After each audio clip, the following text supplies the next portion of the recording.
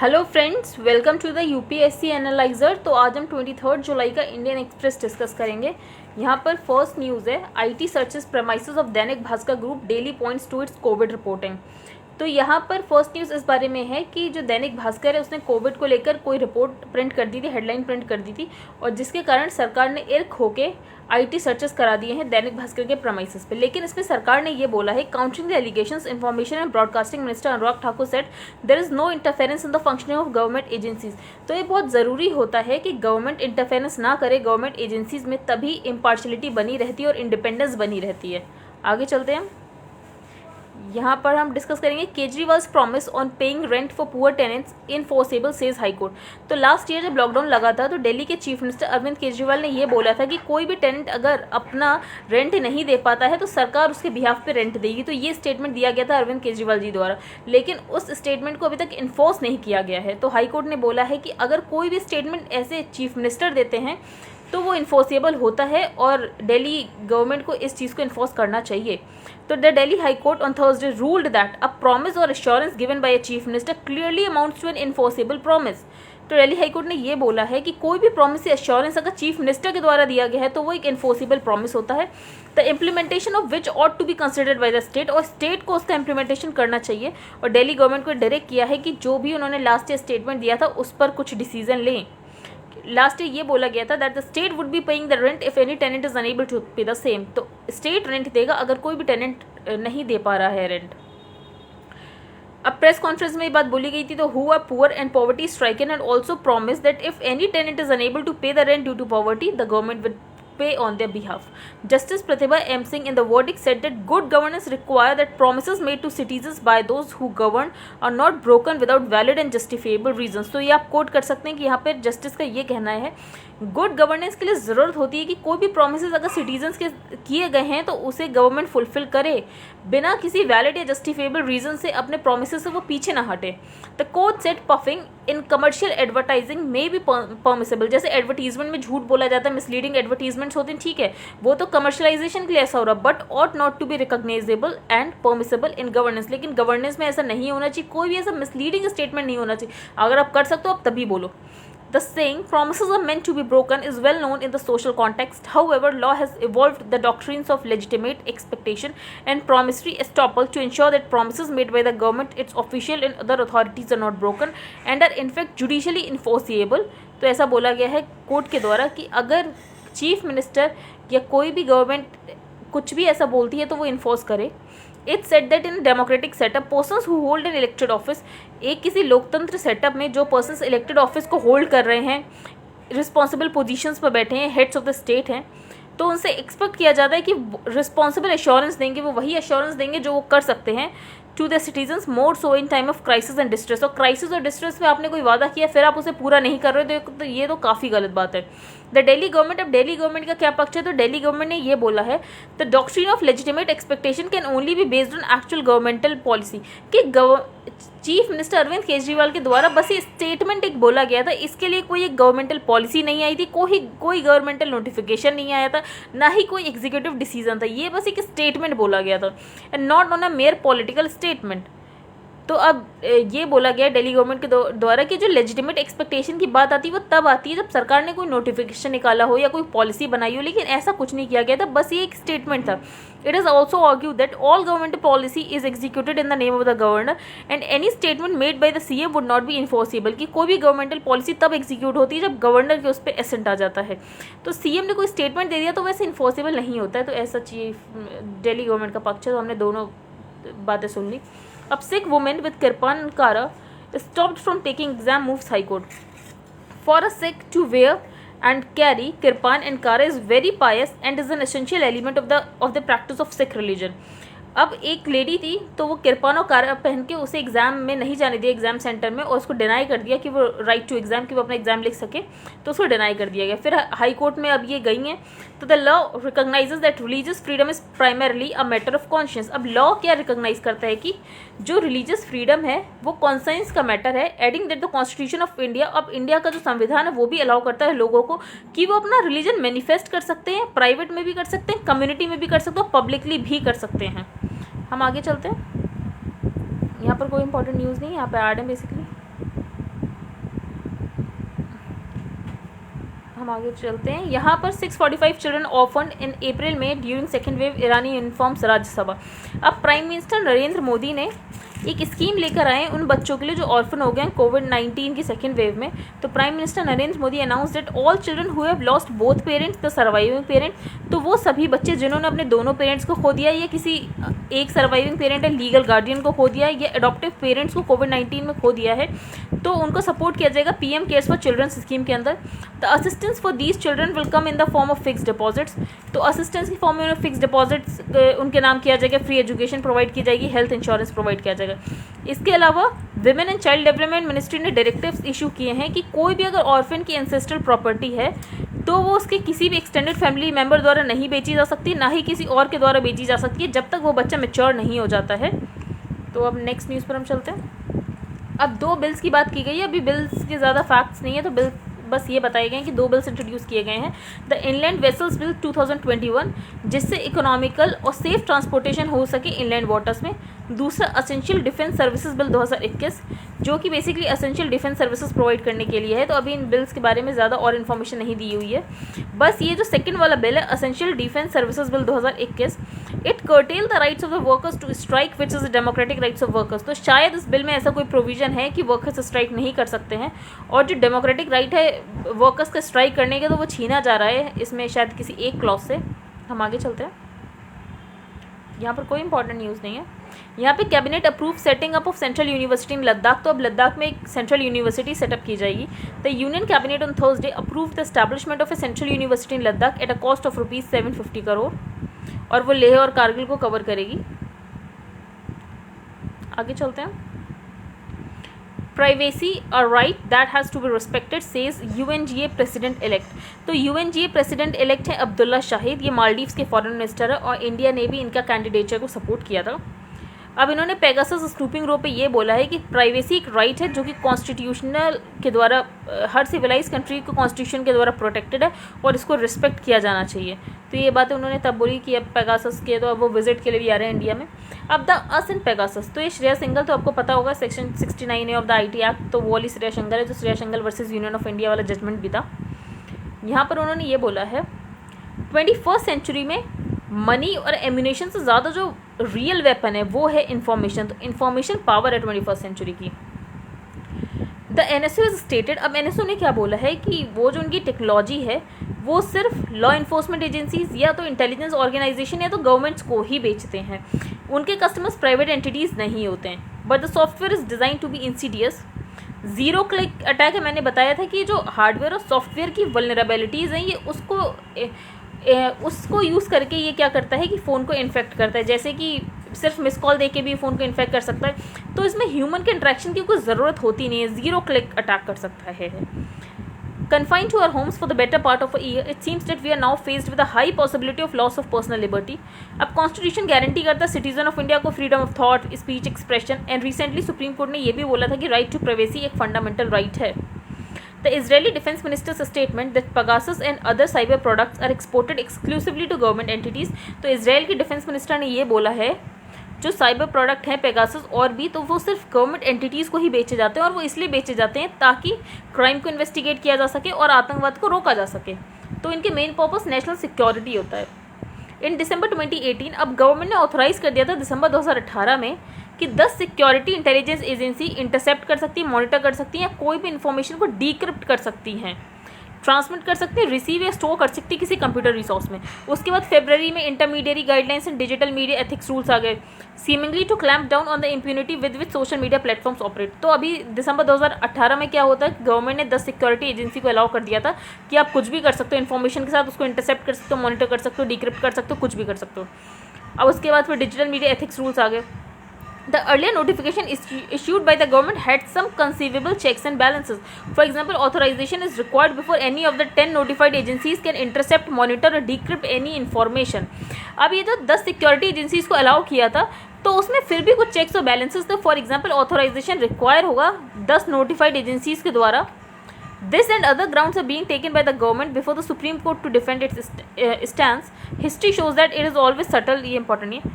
Let's make no bones about it. Pegasus has been used to illegally hack into people's lives and to obtain private information outside the boundaries of the law. अब author के द्वारा ये कहा गया कि Pegasus को illegally peoples की life में क्या चीज़ें हैं उसको हैक करने के लिए यूज़ किया गया और प्राइवेट इन्फॉर्मेशन निकालने की कोशिश की गई. Freedom of thought, speech expression and privacy are something that we have to protect. Thought, speech expression ये सब हमारे फंडामेंटल राइट है और इसे प्रोटेक्ट किया जाना चाहिए हर हाल में. Because at this bleak hour there is no one else. These rights go hand in hand with each other. The alleged use of Pegasus to illegally hack into persons' lives, listen in on private conversation, to therefore use this private information against said persons in hope of gaining undue advantage. अब जैसे Pegasus से लोगों के phone hack किए जा रहे हैं, उसके बाद उनकी कॉन्वर्सेशन को सुना जा रहा है, तो ये जो इन्फॉर्मेशन गेन की जाएगी इसको उस पर्सन के अगेंस्ट अनड्यू एडवांटेज के लिए यूज़ किया जा सकता है. Political espionage at this level shows the insidious conduct and intent. If the allegations of the government using Pegasus are found to be correct, तो राइट्स हमारे कैसे प्रोटेक्ट होंगे. अब जो सेक्शन 43 और 66 है IT एक्ट 2000 का, वो हैकिंग को क्रिमिनलाइज करता है. Should it be proved that the Indian government use the Pegasus software to hack into the phones of the citizens, और बिना किसी रीजनेबल कॉज के, अगर नेशनल सिक्योरिटी का कॉज नहीं है, अगर आपको टेररिज्म को काउंटर नहीं करना है, तो ये बहुत ही वाटरशेड मूवमेंट है. Instead of being able to take constructive criticism, hearing the voice of the people on the problems and using that to course correct, the government prefers to simply silent dissent in the minority. अभी जो data protection bill है वो भी अभी तक नहीं आया है, yet to be passed by the parliament. वो भी कोई प्रोटेक्शन नहीं देता अगर आपके ऊपर सर्विलांस होता है. तो a government whose surveillance policies opaque and covert offers no remedies and actual recourse these policies have a chilling effect. The majority is not always right. A democracy has the indelible right to question, to demand answers and explanation. तो democracy का indelible right है कि वो question कर सकती है, answers को demand कर सकती है, एक्सप्लेनेशन मांग सकती है. स्टेट सर्विलांस और पुलिस स्टेट बिल्कुल ऑपरेसिव होते हैं. Surveillance on this level would have the effect of instilling fear and directly hampering a person's ability to freely make their own decision and pander to the majority. It would lead to people craving the anonymity offered by the protection of the majority at the cost of the free speech. तो यही है कि cost of the free speech पे कोई भी चीज़ हमें नहीं मिलनी चाहिए और हमारी फ्री स्पीच प्रोटेक्ट होनी चाहिए, क्योंकि हमारा फंडामेंटल राइट है. राइट टू प्राइवेसी हमारा फंडामेंटल राइट है. अब ई कॉमर्स नेक्स्ट स्टेप्स. तो सेंट्रल गवर्नमेंट ने रिसेंटली बोला था कि वो एक एडवाइजरी काउंसिल बनाएंगे open network for digital commerce के लिए, ताकि जो ई कॉमर्स वैल्यू चेन्स है उनको डिजिटाइज किया जाए, ऑपरेशंस को स्टैंडर्डाइज किया जाए. किस लाइन पे? तो आधार के लिए जैसे यूपीआई बनाया था उस लाइन पे ये सारी चीज़ें करनी, ई कॉमर्स को स्टैंडर्डाइज करना और डिजिटाइज करना है.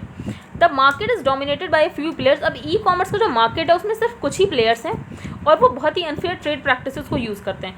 The sector is characterised by many small players who individually do not have the muscle to have an equitable bargain with e commerce companies. कुछ स्मॉल प्लेयर्स भी हैं लेकिन वो इन जो बिग ई कॉमर्स प्लेयर्स हैं उनके साथ बार्गेन नहीं कर पाते. Economist call this a market failure. तो ये मार्केट फेलियर है और यहाँ पे ज़रूरी है सरकार के द्वारा इंटरवेंशन हो, और सरकार ने इंटरवेंशन किया भी है. Economists call this a market failure and it presents a legitimate case for intervention. However, this approach also comes with risk and we should tread with caution. Author ने बोला लेकिन इस अप्रोच में रिस्क है. In general, government should intervene in markets only when there is a clear identifiable market failure. इससे पहले ये माना जाता था कि गवर्नमेंट को तभी मार्केट में इंटरवीन करना चाहिए जब मार्केट फेलियर हो गया है और massive societal benefits from creating shared infrastructure, या तो जो शेयर्ड इंफ्रास्ट्रक्चर बनाया जा रहा है उससे काफ़ी ज़्यादा फ़ायदा होने वाला हो. Moreover we should design the system. तो हमें ऐसी डिज़ाइन सिस्टम की बनानी चाहिए ताकि ज़्यादा सक्सेस रेट हो. तो उसकी 3 लेयर होनी चाहिए जो भी ओपन डिजिटल इकोसिस्टम सरकार बनाना चाहिए. पहला टेक्नोलॉजिकल, दूसरा गवर्नेंस, तीसरा कम्युनिटी. जो टेक लेयर होगी उसमें मिनिमलिज्म होना चाहिए, डिसेंट्रलाइजेशन होना चाहिए, मतलब हर ई कॉमर्स अपने अकॉर्डिंग उसे चेंज कर सके. अब दूसरी गवर्नेंस लेयर. तो governance layer around this should allay business fears of excessive state intervention in e commerce. तो जो ई कॉमर्स का फेयर है कि स्टेट इंटरवेंशन बहुत ज़्यादा हो सकता है, उन्हें इस बात का डर हो तो उस डर को दूर किया जाए. एनी डिप्लॉयमेंट ऑफ स्टैंडर्ड्स और techs should be accompanied by law और रेगुलेशन. तो गवर्नमेंट सिर्फ एक स्टैंडर्ड बनाते और साथ ही लॉ और रेगुलेशन के द्वारा उसे इंप्लीमेंट कराए, उससे ज़्यादा स्टेट के इंटरवेंशन की जरूरत नहीं है. If collection of any personal data अगर एनविसाज्ड है कि हाँ ये पर्सनल डेटा कलेक्ट करी ई कॉमर्स कंपनी, तो उसे डेटा प्रोटेक्शन बिल के द्वारा काउंटर किया जाए. तो ये वाली बात बोली गई है. Finally a community layer can foster a truly inclusive and participatory process. और तीसरी बात ऑर्थर ने की है कम्युनिटी लेयर की. This may be achieved by making civil society and the public active contributors by, for example, making recordings or minutes of the meeting of the committee public. की कोई भी मीटिंग होती है तो उसके मिनट्स पब्लिश होने चाहिए. and seeking wide feedback on drafts of the proposal. Once the framework is implemented, तो इससे लोगों का सिस्टम में एक ट्रस्ट बिल्ड होगा. The government championing of open source technology, जो ओपन सोर्स टेक्नोलॉजी की बात करें डिजिटल कॉमर्स के लिए, वो कमेंडेबल है। यूजफुल अर्निंग्स हम यूपीआई से ले सकते हैं, जैसे यूपीआई के लिए गवर्नमेंट ने यूपीआई बनवा दिया, उसके बाद गवर्नमेंट ने एक भीम ऐप बना दी रेफरेंस के लिए, और लोग उसको अडॉप्ट करें, उसके लिए क्या किया, लॉटरी सिस्टम दी कि अगर आप भीम यूज़ करोगे तो आपको ये कैशबैक मिलेगा, वो कैशबैक मिलेगा। तो government supported the roll out of भीम as a reference app and offered financial rewards through a lottery scheme to drive early adoption. तो ऐसा ही कुछ हमें इसमें भी करने की जरूरत है, ओपन सोर्स टेक्नोलॉजी जो लेकर आ रहे हैं डिजिटल कॉमर्स के लिए। It is timely that India is exploring innovative ways to bridge the gaps in e commerce market. तो ई कॉमर्स मार्केट में जैसे कुछ ही प्लेयर बड़े हो गए हैं, बाकी जो स्मॉल प्लेयर्स हैं उनके साथ कॉम्पीट नहीं कर पा रहे, तो उसके लिए ज़रूरत थी कि ओपन सोर्स टेक्नोलॉजी आए, तो अब वो बेसिकली सरकार के इंटरवेंशन के द्वारा आ रही है। But the boldness of this vision must be matched by the thoughtfulness of the approach. तो ये विजन तो बहुत बोल्ड है, लेकिन साथ ही साथ जो अप्रोच होनी चाहिए वो बहुत सोची समझी होनी चाहिए। अब द नेज हैव इट, तो इसमें बस ये इंपॉर्टेंट है, जो इकोनॉमिस्ट इंटेलिजेंस यूनिट है वो एक एनुअल डेमोक्रेसी इंडेक्स निकालता है, जो 2020 की रिपोर्ट आई है, उसमें इंडिया 2 प्लेसेस नीचे आ गया है, 51st से अब 53rd पर आ गया। बाकी मैंने आपको पेगासस बता दिया था कल के न्यूज़पेपर में कि कैसे माइथोलॉजिकल कैरेक्टर से रिलेटेड है। आगे चलते हैं, यहाँ पर कोई भी इंपॉर्टेंट न्यूज़ नहीं है। UP CM launches welfare scheme for kids who lost parents to Covid. तो यूपी में एक स्कीम लॉन्च की गई, उत्तर प्रदेश मुख्यमंत्री बाल सेवा योजना। ये उन बच्चों के लिए जिन्होंने अपने कोविड में पेरेंट्स को खो दिया और वो ऑर्फन हो गए हैं। तो 12,000 रुपये दिए जाएंगे फर्स्ट क्वार्टर में, जो कि डिजिटली ट्रांसफर किया जाएगा। Accounts of 4,050 such children also under the scheme tablets और लैपटॉप्स फ्री दिए जाएंगे। और साथ ही वो बच्चे जिनके पेरेंट्स कोविड की वजह से उनकी डेथ नहीं हुई, किसी और वजह से हुई है, तो उसके लिए ये अभी स्कीम सोच रहे हैं कौन सी स्कीम लाई जाए। अब LIC's IPO and its customer. तो बेसिकली LIC का डिसइन्वेस्टमेंट हो रहा है, तो गवर्नमेंट ने ये बोला है जो 10% इशू साइज होगा IPO का, वो उन लोगों के लिए होगा जो LIC के पॉलिसी होल्डर्स हैं। तो the government has said that up to 10% of the issue size in the IPO would be reserve for LIC policy holders. अब what's the status of the listing plan. तो union cabinet ने recently approve कर दिया कि disinvestment होगा LIC की equity का। The process is on to appoint merchant bankers to launch the IPO। बस अब मर्चेंट बैंकर की जरूरत है IPO लॉन्च करने के लिए। एक पैनल हेड किया गया था फाइनेंस मिनिस्टर निर्मला सीतारमन द्वारा, जो कि डिसाइड करना था कि कितना शेयर स्केल बेचा जाएगा। द गवर्नमेंट हैज अमेंडेड अब गवर्नमेंट ने LIC एक्ट ऑफ 1956 को अमेंड कर दिया है IPO लाने के लिए। After the amendment like any other listed company the corporation now govern by the, अब जो LIC है वो कंपनीज एक्ट के द्वारा ही गवर्न होगी। And SEBI act has to prepare its quarterly balance sheet. तो अब जब IPO आ जाएगा उसके बाद सेबी एक्ट के अंदर भी ये गवर्न होगी। इस बार गवर्नमेंट का जो भी डिसइन्वेस्टमेंट टारगेट है उसके लिए गवर्नमेंट को करना ज़रूरी है। आगे चलते हैं, यहाँ पे एजिथ्रोमाइसिन की बात की गई है। तो एजिथ्रोमाइसिन एक एंटीबायोटिक है जो कि बहुत ही ज़्यादा वाइडली अवेलेबल है। बैक्टीरियल इन्फेक्शन से ट्रीट करने के लिए इसे यूज़ किया जाता है, लेकिन ये माना जा रहा था इनिशियली कि कोविड-19 के लिए भी हेल्पफुल है। हाउएवर मेडिकल एक्सपर्ट्स ने ये बोला कि इनका यूज़ गॉन डाउन हुआ है और ये कोविड-19 के ट्रीटमेंट में बाद में इतनी कुछ अच्छी साबित नहीं हुई है। तो India and azithromycin in the early days of the pandemic the treatment protocol from the ministry of health and family welfare have noted that कि there was no specific antiviral drugs prove to be effective against कोविड-19 and had allowed physicians to consider hydroxychloroquine in combination with azithromycin for patients with severe disease and requiring ICU management. तो starting में इसका use किया जा रहा था। अब क्या गवर्नमेंट लॉफुल सर्विलांस करा सकती है सिटीजन्स पे अपने? तो हाँ, करा सकती है, गवर्नमेंट के पास ये राइट होता है। तो in response to the finding by a global collaborative investigative project that Israeli spyware Pegasus was used to target at least 300 individuals in India, government ने ये क्लेम किया है कि इंटरसेप्शन जो भी इंडिया में हो रहा है वो लॉफुली हो रहा है। Communication surveillance in India takes place primarily under 2 laws, the Telegraph Act 1885 and the Information Technology Act 2000। जो टेलीग्राफ एक्ट है वो कॉल्स के इंटरसेप्शन को अलाउ करता है, और जो IT एक्ट है वो बाकी सारे इंटरसेप्शन को अलाउ करता है, बाकी किसी भी इलेक्ट्रॉनिक कम्युनिकेशन के सर्वेलेंस को अलाउ करता है। अब टेलीग्राफ एक्ट जो 1885 का, उसका section 5 clause 2 of the telegraph act reads, अगर किसी पब्लिक इमरजेंसी में या किसी पब्लिक सेफ्टी के इंटरेस्ट में सेंट्रल गवर्नमेंट या स्टेट गवर्नमेंट या कोई भी ऑफिसर स्पेशली ऑथोराइज्ड होता है सेंट्रल गवर्नमेंट के बिहाफ पे, स्टेट गवर्नमेंट के बिहाफ पे, या फिर अगर ये सेटिस्फाइड है कि ज़रूरत है सॉवरेनिटी और इंटेग्रिटी ऑफ इंडिया में, the security of the state, या फिर फ्रेंडली रिलेशंस फॉरेन स्टेट्स के लेकर के बात है, या पब्लिक ऑर्डर, या फिर किसी इंसाइटमेंट को रोकना है, डायरेक्ट दैट एनी मैसेज और क्लास ऑफ मैसेजेस, अब कोई भी मैसेज या क्लास ऑफ मैसेजेस को ब्रॉड फॉर ट्रांसमिशन बाय और ट्रांसमिटेड और रिसीव बाय एन टेलीग्राफ, इनको ट्रांसमिट नहीं कर सकते लेकिन इनको इंटरसेप्ट किया जा सकता है, और डिटेन्ड और shall be disclose to the government making the order और an officer thereof mention in the order. तो आपको पता चल गया कि कौन कौन सी कंडीशन में ऐसा किया जा सकता है। तो बेसिकली सॉवरेनिटी और इंटेग्रिटी की बात है, फ्रेंडली रिलेशंस की बात है, किसी और कंट्री के साथ पब्लिक ऑर्डर की बात है, पब्लिक इंटरेस्ट की बात है।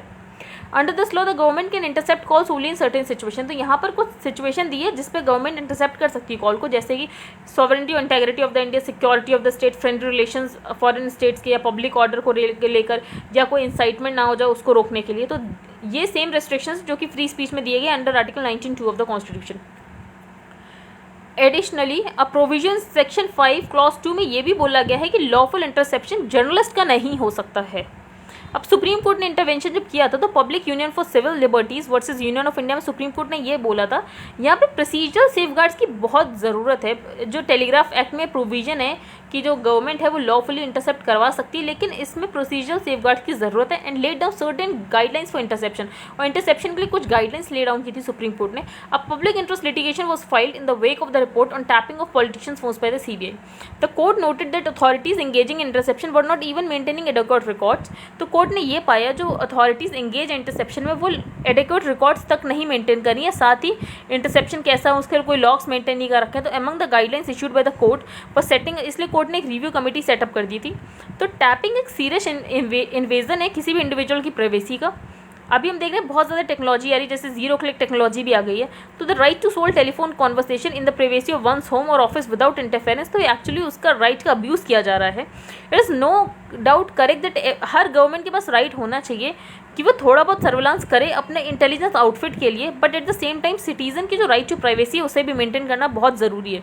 इसलिए सुप्रीम कोर्ट ने रूल 419 इंट्रोड्यूस करने की बात की थी टेलीग्राफ रूल्स इन 2007 में, और साथ ही रूल्स प्रिस्क्राइब किए थे under the IT act in 2009। Rule 419 ये बोलता है, अब यहाँ पे एक सेफगार्ड लाया गया है जिसमें रूल 419 ये बोलता है, secretary to the government of India in the ministry of home affairs order pass कर सकता है अगर कोई इंटरसेप्शन चाहिए in the case of a centre, और secretary to the level in the charge of home department अगर state का कोई स्टेट गवर्नमेंट को कुछ ऐसी इन्फॉर्मेशन निकलवानी। In unavoidable circumstances rule 419A act such orders may be made by an officer not below the rank of a joint secretary to the government of India who has been duly authorized by the union home secretary or the state home secretary।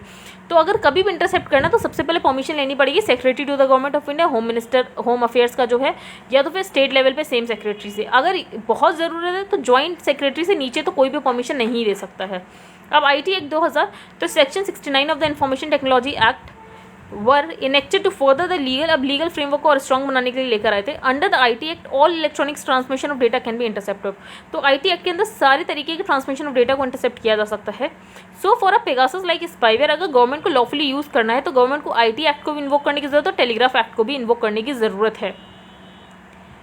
अब जो IT act है वो interception को और ज़्यादा broader बनाता है, क्योंकि इंटरसेप्शन भी कर सकते हो, मॉनिटरिंग भी कर सकते हो, डिक्रिप्शन भी कर सकते हो डिजिटल इन्फॉर्मेशन का for the investigation of an offence.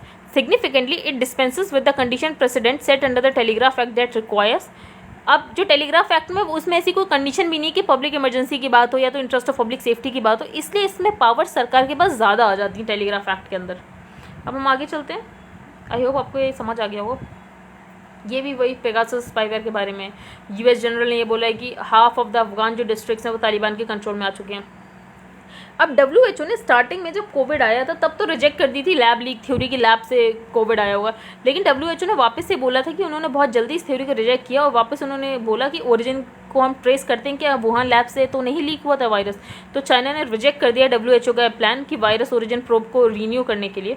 तो Chinese official said on Thursday that they were shocked and offended by a World Health Organization proposal कि फिर से वो इन्वेस्टिगेट करें क्या कहीं ये वायरस लैब वुहान के लैब से तो नहीं आया है। अब जो अर्ली स्टेजेस थे पैंडेमिक की, तो WHO has come in for criticism regarding its allegedly safe soft approach to China. तो स्टार्टिंग में देखा गया था जो WHO है वो चाइना के अगेंस्ट अपनी नीति जो रख रखी थी वो बहुत ही सॉफ्ट अप्रोच थी। तब quick visit by the WHO team Wuhan lab में गई और बहुत जल्द उन्होंने बोल दिया कि नहीं कोई डिसमिसल नहीं हुआ है, लैब लीक थ्योरी बिल्कुल फॉल्स है और कोविड ओरिजिन यहाँ से बिल्कुल नहीं हो सकता। तो lab leak theories still considered unlikely by the scientific community, but some scientist ने बोला है कि इसको इतनी जल्दी रूल आउट नहीं किया जा सकता, कुछ तो इन्वेस्टिगेशन करनी पड़ेगी। कुछ US इंटेलिजेंस एजेंसीज ने भी रिपोर्ट किया है कि ये पॉसिबिलिटी हो सकती है। This is led to the US and many allies putting pressure on the WHO। उसके बाद फिर बहुत लोगों ने WHO पे प्रेशर किया, बहुत सारे कंट्रीज़ ने, कि ये वापस से चेक होना चाहिए कि कहीं ये वुहान के लैब से तो नहीं आया वायरस। तो उसको चाइना ने क्रिटिसाइज़ किया है। हम आगे चलते हैं। अब जस्टिस श्री कृष्णा कमेटी, ये आपको पता होना चाहिए। Justice Shri Krishna committee data protection bill के लिए थी। तो the government would have been as answerable as any private entity for the alleged breach of privacy of individual by Israeli company NSO groups Pegasus spyware had there been a data privacy law in place in India. अब ये former supreme court जज है BN Shri Krishna, तो इन्होंने ये बोला है कि आज अगर हम डेटा प्राइवेसी लॉ लेकर आ जाते तो जो गवर्नमेंट है वो उतनी ही आंसरेबल होती जितनी कि प्राइवेट एंटिटी आंसरेबल होती अगर प्राइवेसी ऑफ इंडिविजुअल को ऐसे ब्रीच किया जाता किसी पेगासस स्पाईवेयर के द्वारा। The data protection law would also have allowed those who have had their phones targeted by the surveillance malware. अगर डेटा प्रोटेक्शन लॉ होता तो जिनके फ़ोन भी इन्फेक्ट किए गए हैं तो वो एक लीगल रिड्रेसल ले सकते थे। The law that was proposed applied to private company as well as government. तो जो लॉ एक्चुअली जब प्रपोज हुआ था स्टार्टिंग में जो ओरिजिनल ड्राफ्ट था वो प्राइवेट कंपनीज में भी अप्लाइड था और गवर्नमेंट में भी अलाउड था। अब गवर्नमेंट डिपार्टमेंट वुड भी आंसरेबल, तो गवर्नमेंट डिपार्टमेंट भी उतना ही आंसरेबल होता जितनी प्राइवेट एंटिटी होती अगर किसी भी सिटीजन की प्राइवेसी के साथ ऐसा होता। The only way the government can access the data. अब गवर्नमेंट अगर डेटा एक्सेस करना चाहे तो उसको पहले एक पार्लियामेंट्री लेजिस्लेशन लेकर आना पड़ता जो कि एम्पावर करता गवर्नमेंट को कि किसी सर्टेन सर्कमस्टांसेस में गवर्नमेंट डेटा को एक्सेस कर सकती। जस्टिस श्री कृष्णा ने बोला, इन्होंने गवर्नमेंट कमेटी हेड की थी जो कि original personal data protection bill को लेकर आने वाली थी। अब हम आगे चलते हैं। यहाँ पर आइलैंडिंग स्कीम्स क्या होती हैं? तो गवर्नमेंट ने ये बोला है कि वो आइसलैंडिंग करने की कोशिश करेगी सारे मेजर सिटीज़ में पावर के लिए। अब आइसलैंडिंग जो होता है वो इंसुलेट कर देता है power supply in a particular city from external grid failure. तो मतलब अगर एक्सटर्नल ग्रिड फेलियर होगा भी तो उस पर्टिकुलर सिटी में जहाँ पे आइसलैंडिंग की गई है तो वो वाला एरिया इंसुलेट होगा और वहाँ पर जो पावर होगी वो नहीं जाएगी एंड प्रोवाइड्स बैकअप पावर। तो वहाँ पर हमेशा बैकअप पावर होगा। जैसे मुंबई में आउटेज हो गया था, सारी लाइट चली गई तो मुंबई की पावर ग्रिड कोलैप्स हो गया था। तो इसी को ध्यान में रखते हुए आइलैंडिंग स्कीम लेकर आ रहे हैं बैकअप पावर के लिए। तो आपको पता होना चाहिए आइलैंडिंग क्या होती है। अब यूएस की रिपोर्ट में ये पता चला है कि इंडिया अभी भी चैलेंजिंग प्लेस है बिजनेस करने के लिए। The US State Department in a report 2021 Investment Climate Statements India released on Wednesday said that India remains a challenging place to do business। तो ये रिपोर्ट का नाम आप याद रख सकते हैं। And also refer to the removal of the constitution. उसमें ये सारी बातें भी की गई कि आर्टिकल 370 हटाया गया, फिर CA लेकर आए हैं। तो इंडिया बहुत ही टफ प्लेस है बिजनेस करने के लिए। आई होप आपको आज की न्यूज़पेपर समझ आएगा। If you like the video then please like share and subscribe. Thank you and have a nice day.